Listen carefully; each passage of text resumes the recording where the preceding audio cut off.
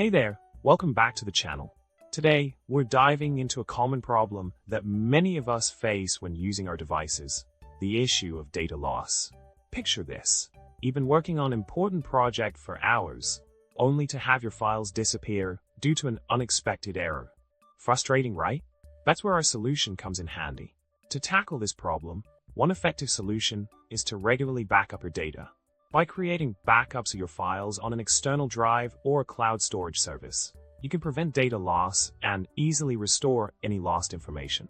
Remember, it's better to be safe than sorry when it comes to safeguarding your important documents and precious memories.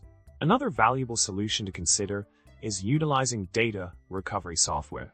In the unfortunate event that you do experience data loss, these programs can help you retrieve your files.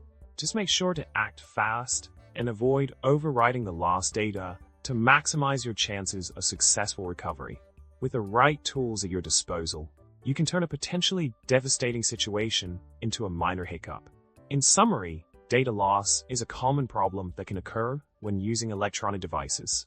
However, by implementing preventive measures such as regular backups and utilizing data recovery software, you can safeguard your data and minimize the impact of such incidents.